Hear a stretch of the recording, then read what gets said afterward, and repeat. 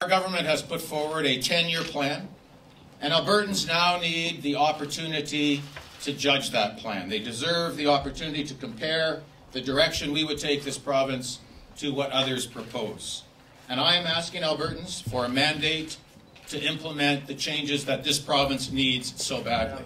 So what do you reckon, Murray? Are we in electioneering mode here? I don't know if we ever aren't in electioneering mode in Saskatchewan, but certainly with the Alberta election call, it's a reminder how close we are. We're actually 51 weeks away from the actual date in Saskatchewan of the proposed election.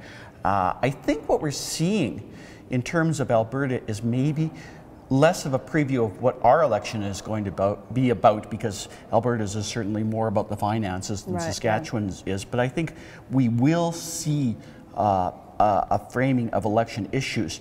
Now, I think we've already seen a fair bit of framing of Saskatchewan election issues right now.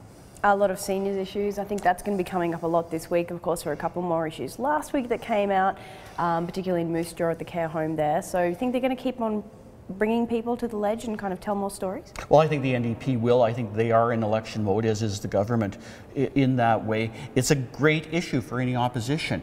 In many ways, it's new mined territory for the NDP, because for whatever reason in the past, seniors issues just did not catch fire in Saskatchewan elections. I guess there was other priorities like hospitals and roads and other things.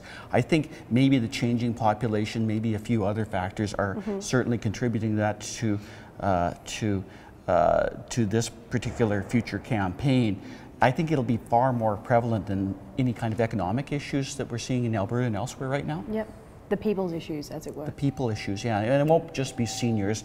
I think it'll be a lot related to hospital care. I think it'll be a lot related to education. Not necessarily social service issues, but the real meat and potatoes of government, so to speak.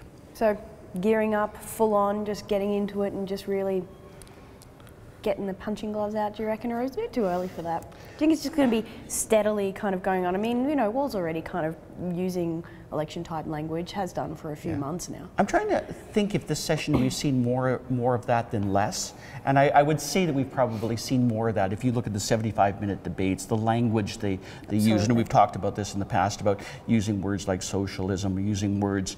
you mean socialism? Exactly, in terms of the opposition, trying to portray them in a particular light that's less flattering and unfavorable, focusing on whatever dissension might be in the parties, that kind of issue. Yeah, it was interesting in the last 75-minute debate they brought up that whole leadership thing, so let's see and we'll how it see goes. more of it. Absolutely, looking forward to another good week in politics.